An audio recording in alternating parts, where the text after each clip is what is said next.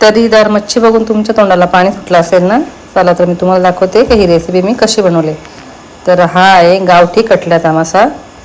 तर त्याच्यावर पहिल्यांदा लिंबू पिळून घेतले. लिंबू पिळल्यानंतर व्यवस्थित असं मिक्स करून घ्यायचे. तर लिंबू पिळल्याने काय होतं, मच्छीला कडकपणा तर येतोच, पण ते आपल्या आरोग्यासाठी चांगलं असतं. नंतर त्याच्यामध्येच आपल्याला मीठ, हळद आणि लाल तिखट टाकून घ्यायचं आहे.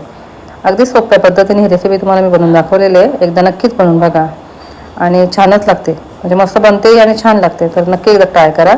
आणि जर व्हिडिओ आवडला तर आपल्या चॅनलला लाईक करा, व्हिडिओ जास्तीत जास्त शेअर करा आणि चॅनलला सबस्क्राईब करायला मात्र विसरू नका. आणि मच्छी घालताना कधी लसूण आहे ना हे जास्त वापरायचं, त्याच्यामुळे मच्छीला ना असं छान अशी चव येते. त्याच्याकडे आम्ही भरपूर असं लसूण टाकलेलं आहे आणि तेलावर लालसर रंगावर परतून घ्यायचे. आणि नंतर त्याच्यामध्ये आपल्याला ही मच्छी टाकून घ्यायची मसाल्यांच्या बरोबर.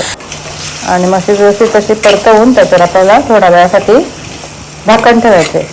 आणि त्यावेळेस आपण मात्र गॅस मंद करायचे, जेणेकरून मच्छी करपणार होणार नाही. आणि झाकण ठेवल्यानंतर वाफ येण्यासाठी त्याच्यामध्ये थोडंसं पाणी टाकायचं आहे. जर त्याच्यामध्ये रस्सा हवा असेल तर तुम्ही तेच पाणी त्याच्यामध्ये वापरू शकता. बघा, जेव्हा आपली आजी जेव्हा पहिले बनवायची ना कुठलाही स्वयंपाक, त्या चुलीजवळ बसून म्हणजे बनवायची, कुठे साईडला जात नव्हतं. त्यांच्यामध्ये त्यांच्या भाज्यांना चव पण मस्त अशी यायची. आपण मात्र नेहमीच घाई करतो. पण आणि तुम्ही ते बघू शकता का आपल्या भाजीला असं मस्त असं ही कलर वगैरे आलेलं आहे. आणि याच्यामध्ये जर तुम्हाला आवडत असेल ना तर परत लसूण थोडासा असं उभा चिरून त्याच्यामध्ये टाकायचे. जर लसूण खायला आवडत असेल तर तोही छान लागतो लसूण. तर नक्कीच एकदा असं करून बघा. आणि बघा थोडंसं त्याच्यामध्ये पाणी टाकायचं आणि मस्त अशी त्याला उकळी येऊन द्यायचे. जास्त वेळ नाही लागत, अगदी शिजायला 5च मिनिटं लागतात. तर तुम्हाला रेसिपी कशी वाटली ते मला नक्कीच कमेंट करून सांगा आणि रेसिपी जास्तीत जास्त शेअर करा. आणि हो, चॅनलला सबस्क्राईब करायला मात्र विसरू नका.